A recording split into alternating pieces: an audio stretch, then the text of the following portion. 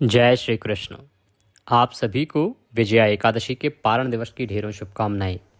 प्रिय दर्शकों, आज के इस वीडियो में हम बात करेंगे कि विजया एकादशी जिसका व्रत आपने 13 तारीख को किया है, उसका पारण 14 तारीख को कब करना चाहिए, कैसे करना चाहिए।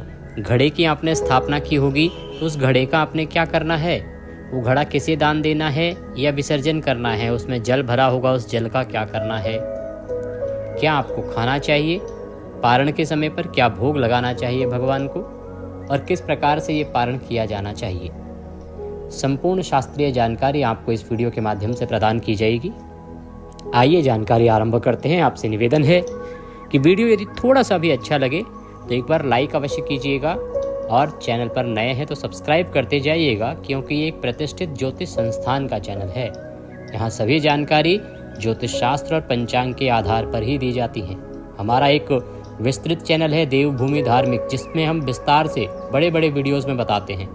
हमारे कुछ दर्शक चाहते थे कि हम संक्षिप्त में लेके आए जानकारी, तो इसीलिए हमने देवभूमि सत्य आरंभ किया है। यहाँ संक्षेप में हम संपूर्ण जानकारी देते हैं, जिससे आपका समय बचता है और पूरी जानकारी भी प्राप्त होती है। आइए बात करते हैं पारण की। तो पारण करने के लिए 14 तारीख को सूर्योदय से पहले उठ जाइएगा। 13 तारीख को व्रत कर रहे हैं, रात्रि को जागरण की महिमा है तो 2 बजे तक कम से कम जागरण कीजिए। 14 तारीख को सूर्योदय से पहले उठ जाइए, स्नान आदि कीजिए, स्वच्छ वस्त्र धारण कीजिए, सूर्य देव को जल दीजिए और आपका जो पूजा स्थल है, जहाँ भी आपने चौकी आदि लगाई है, वहाँ पर पूजा के लिए बैठ जाइए। लोटे में कल का जल भरा हुआ रखा होगा, उस जल को आप पेड़ पौधों में डाल दीजिएगा। लोटे को मांजिए, उसमें पहले गंगा जल भरिए, फिर शुद्ध जल भरिए, और जो आपका पूजा स्थल है, जहाँ आपने चौकी आदि पहले से लगा के रखी हैं, एकादशी की जहाँ आपने पूजा की होगी, वहाँ पे आसन लगा के बैठ जाइए। यदि आपने हमारी विधि से पूजन नहीं किया था, चौकी आदि आपने नहीं लगाई है, घड़े पे भगवान को विराजमान नहीं किया है, तो वो करना चाहिए था आपको, वो कीजिए। चौकी लगाइए, चौकी पर सतनजा रखिए, सतनजे के ऊपर एक घड़ा रखिए, घड़े में जल भरिएगा, पंच पल्लव लगाइए, पूर्ण पात्र रखिए उसके ऊपर, और उसमें जौ भर के उसके ऊपर भगवान नारायण को विराजमान कीजिए।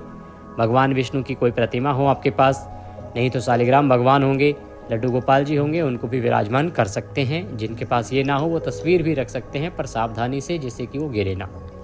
इस प्रकार से स्थापित करके सामने घी का दिया रखना था आपको। अखंड ज्योत का इसमें विशेष रूप से महत्व कहा गया था इस एकादशी पर, हमने बताया भी था पूजा विधि में। तो अखंड ज्योत आपने रखी होगी सामने। अब हम पारण का पूजन करेंगे। संक्षेप में मैं आपको बता दूं, सीधे हाथ पर जल लीजिएगा और हाथ धो लीजिएगा। हस्तो प्रक्षालनम। हाथ धोने के बाद आप जलाचमनी करेंगे, तो थोड़ा थोड़ा जल, 2-2 बूंद जल सीधे हाथ पर लीजिएगा और आचमनी कीजिएगा। ओम माधवाय नमः जल लीजिए पीजिए, ओम केशवाय नमः जल लीजिए पीजिए, नारायणाय नमः जल लीजिए पीजिए, ओम ऋषिकेशाय नमो नमः। हस्तो प्रक्षालनम। हाथ धो लीजिए, अपने आप को तिलक कीजिए, मौली बांधिए। अब भगवान का पूजन करेंगे। सबसे पहले भगवान को पद्य अर्घ आचमनी कराएंगे। तो भगवान को पद्य अर्घ आचमनी के रूप में पुष्प से जल के छींटे दीजिएगा। ओम भूर्भुवः श्री नारायणाय नमः पद्यम समर्पयामि। पद प्रक्षालन के लिए जल के छींटे दीजिए। ओम भूर्भुवः श्री नारायणाय नमः अर्घ्यम समर्पयामि। ओम भूर्भुवः श्री नारायणाय नमः आचमनिम समर्पयामि। 3 बार जल के छींटे दीजिए और उसके बाद भगवान को स्नान कराएंगे। स्नान के बाद पंचामृत से स्नान कराएंगे, तो पंचामृत बना लीजिए। कच्चा दूध, दही, घी, शक्कर और गंगा जल को मिला के। ध्यान दीजिएगा कि शहद का प्रयोग इस पंचामृत में नहीं होगा। तो भगवान को स्नान के लिए जल अर्पित कीजिए। ओम भूर्भुवः श्री नारायणाय नमः स्नानम समर्पयामि पंचामृत स्नानम कुरु। पंचामृत बनाया, उसको पुष्प पर लगाइए और भगवान को अर्पित कर दीजिए। ओम भूर्भुवः श्री नारायणाय नमः पंचामृत स्नान निमित्तार्थाय पंचामृतम समर्पयामि। पंचामृत समर्पित कीजिए भगवान को। ये जो आपने पंचामृत समर्पित किया है, स्नान कराया है, आप चाहे तो यही किसी पात्र में भगवान को विराजमान करा के और विधि से स्नान और पंचामृत से भी स्नान करा सकते हैं। पंचामृत के बाद शुद्धियोतक स्नान कराया जाता है, तो पुनः शुद्ध जल से, गंगा जल युक्त जल से स्नान कराइए। ओम भूर्भुवः श्री नारायणाय नमः शुद्धियोतक स्नान निमित्तार्थाय शुद्ध जलम समर्पयामि। आप स्नान कराएं या जल के छींटे दे दीजिए पुष्प के माध्यम से। स्नान के बाद भगवान को वस्त्र अर्पित करेंगे, तो मौली का एक टुकड़ा तोड़ के अर्पित कीजिए। वस्त्रम समर्पयामि। वस्त्रम वस्त्रांते। यज्ञोपवीतम। यज्ञोपवीत अर्पित कीजिए। यज्ञोपवीत को रौली कुमकुम आदि से तिलक कर लीजिएगा। यज्ञोपवीतम समर्पयामि। इत्रम समर्पयामि, इत्र लीजिएगा, पुष्प पर लगाकर इत्र समर्पित कीजिए। इत्रम समर्पयामि। चंदनम महत्पुण्यम पवित्रम पापनाशनम, चंदन अर्पित कीजिए, भगवान को तिलक लगाइए। चंदनम महत्पुण्यम पवित्रम पापनाशनम। पुष्पम समर्पयामि, पुष्प समर्पित कीजिएगा। फूल है तो फूल अर्पित कीजिए, माला है तो माला पहनाइए। पुष्पम समर्पयामि माल्यार्पणम कुरुः। धूप दीप दर्शनम, धूप दिखाइए और दीप दिखाइए। ओम भूर्भुवः श्री नारायणाय नमः। धूपम अग्रापयामि, ओम भूर्भुवः श्री नारायणाय नमः। दीपम दर्शयामि, धूप दीप दर्शनम। मुख भोजनार्थम नैवेद्यम समर्पयामि, नैवेद्य समर्पित कीजिए। नैवेद्य के रूप में कोई फल है तो फल चढ़ाइए, मिठाई है तो मिठाई चढ़ाइए, अन्यथा आप मिश्री अर्पित कर सकते हैं, बताशे अर्पित कर सकते हैं। ओम भूर्भुवः श्री नारायणाय नमः। नैवेद्यम समर्पयामि। जलाचमनिम कुरुः, जलाचमनी कराइए, 1 चम्मच से जल लीजिए, भगवान को अर्पित कीजिए। जलाचमनिम समर्पयामि। तांबूलम पूंगी फलम, तांबूल लीजिए, पान का पत्ता, उस पर 2 लौंग रखिए, 2 इलायची रखिए और सुपारी रखिए। तांबूलम पूंगी फलम शुभ दक्षिणायाम शुभ दो वरदो भवः।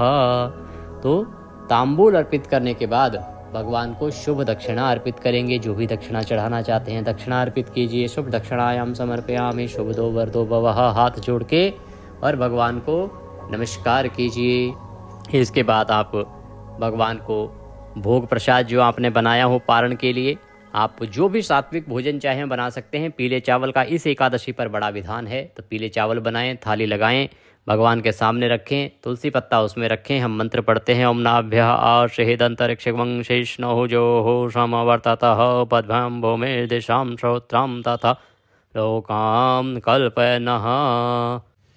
चम्मच में जल लीजिए, थाली के चारों ओर घुमाइए और छोड़ दीजिए। हाथ जोड़ के नमस्कार कीजिए, थाली वहाँ से उठा लीजिए। इस प्रकार भोग लगाने के बाद अब अंतिम प्रक्रिया में पहले आरती होगी और आरती के बाद आप करेंगे पुष्पांजलि। आरती आप स्वयं कर ही लीजिएगा, मैंने आरती पहले भी रिकॉर्ड की हुई है। अब हम करेंगे पुष्पांजलि, जो बहुत आवश्यक है। इसके बिना व्रत कभी पूर्ण नहीं होगा, पूजन कभी पूर्ण नहीं होगा। तो हाथों में पुष्प लेके खड़े हो जाइए। आवाहनम न जानामि विसर्जनम पूजम चैवम न जानामि क्षम्यताम परमेश्वरः। हे प्रभु, न हम आपका आवाहन जानते हैं, न पूजन जानते हैं, न विसर्जन जानते हैं। भगवान, हम तो अज्ञानी जीव हैं, जैसी बन पड़ी है वैसी सेवा आपके श्री चरणों की है। इसमें जाने अनजाने में हमसे कोई गलती, कोई त्रुटि, कोई भूल हो गई हो तो प्रभु उसे क्षमा कीजिएगा। अगर आपसे कोई गलती हुई है जिसकी आपको जानकारी है कि आपसे कोई भूल हो गई है, तो उसके लिए आप क्षमा याचना कीजिए, भगवान से निवेदन कीजिए कि प्रभु, अनजाने में हमसे इस व्रत में ये गलती हो गई, उसके लिए हम क्षमा याचना करते हैं। भगवान, हम तो आपके बालक नादान हैं, जैसी हमारी छोटी सी समझ है उसके अनुसार हमने उत्तम करने का प्रयास किया है। फिर भी अगर कोई गलती हमसे हुई हो जाने अनजाने में, तो उसके लिए क्षमा कीजिएगा। और आपको अर्पित करने के लिए हमारे पास कुछ नहीं है, तन मन धन सब कुछ आप ही का है। हमारे पास केवल क्या है? मालती मलकादाति सतपत्रादि संयुक्तम पुष्पांजलि मया दत्ताम ग्रहणाम परमेश्वर। प्रभु, यह पत्र पुष्प की भेंट है, इसे स्वीकार करें और दया का आशीर्वाद प्रदान करें। वह पुष्प भगवान के चरणों में अर्पित कर दीजिए। हाथ जोड़ के नमस्कार कीजिए, खड़े खड़े परिक्रमा कर लीजिए। यानि कानि च पापानि प्रदक्षिणाम पदे पदे। इस प्रकार परिक्रमा करने के बाद और फिर आपका जो पूजन है वो पूर्ण होता है, व्रत पूर्ण होता है। जो कलश रखा हुआ है, ये कलश जल का भरा ऐसे ही जो घड़ा है वो ब्राह्मण को दे देना है। इस पे कुछ दक्षिणा रख दीजिएगा या मंदिर में दे आइएगा। पारण पूजा के बाद आपको ब्राह्मण को भोजन कराना चाहिए या कुछ खाद्य सामग्री जो है ब्राह्मण को देनी चाहिए। दान दक्षिणा अवश्य देनी चाहिए और उसके बाद ही व्रत पारण करना चाहिए।